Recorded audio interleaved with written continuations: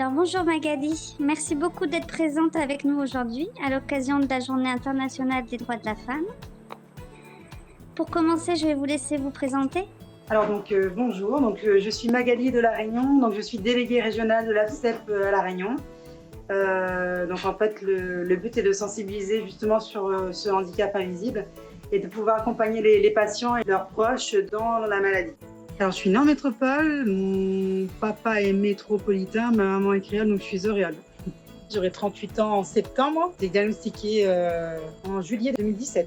Quel est votre parcours? Je me suis complètement reconvertie les suites de la maladie. J'étais courtière en prêt immobilier et je me suis réorientée justement vers quelque chose qui me correspondait plus, à savoir l'humain. Et donc j'ai fait une formation en psychologie du travail, puis psychologue scolaire, et donc je me reconvertis maintenant vers la psychomotricité pour pouvoir justement accompagner au mieux les patients et leurs proches dans leur corps et dans leur esprit par rapport à la maladie. Et surtout pour communiquer sur la maladie. Avez-vous déjà vécu du sexisme au niveau professionnel ou personnel et sous quelle forme?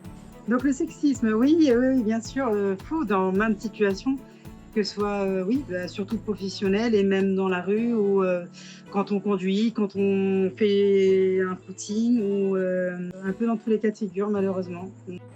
Si vous pouvez réaliser un vœu pour améliorer la condition féminine, lequel serait-il? Qu'on ait pu à se battre pour le revendiquer, justement, que ce soit instauré dans les mœurs et les mentalités. Quelle est votre plus grande réussite, fierté en tant que femme? Ma fille. Oui. Ma fille, et peut-être aussi le fait de lever la tête malgré une maladie assez difficile et d'avoir mis tous les efforts qu'il faut pour refaire quelque chose de plus beau de ma vie. Et même si c'est dur d'encore lever la tête et continuer et arriver à faire de belles choses. Une reconversion en l'occurrence qui ne se termine pas, qui est très longue, mais qui est un beau chemin accompagné de belles personnes et très humain. Et donc ça me correspond beaucoup plus et c'est aussi une grosse fierté. Même s'il est en construction, mais voilà, c'est déjà bien avancé. Quelles sont les femmes qui vous inspirent? Simone Veil, ma mère. Oui. Ma mère aussi. Je pense que mon caractère, je l'ai quand même hérité d'elle. Et donc, je les remercie pour ça. Ma tante par alliance. Ma mamie, qui n'est plus parmi nous, mais oui aussi. Et vraiment toutes ces femmes que j'ai croisées à un moment de ma vie, depuis que j'ai commencé à cheminer, qui m'ont permis de voir la petite lumière que je voyais peut-être pas, qui m'ont permis de me découvrir moi-même. Il y en a eu beaucoup.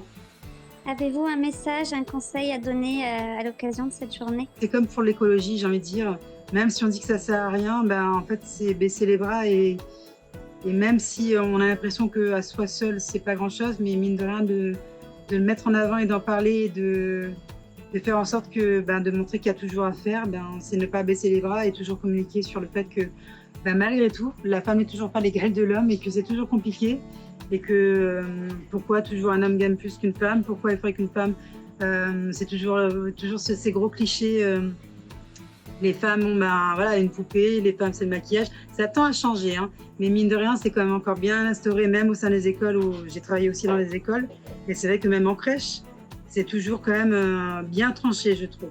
Voilà, on peut aussi jouer à des jeux de garçons, on peut aussi faire des métiers soi-disant d'hommes et que la femme, elle est aussi forte qu'un homme, et voire, j'ai envie de dire, peut-être même plus. On a aussi cette sensibilité qui nous accompagne et qui fait notre force. Je vous remercie beaucoup, Magali, d'être venue apporter votre témoignage aujourd'hui. Merci à vous. À bientôt, peut-être. Oui, bien sûr. À bientôt. Au revoir.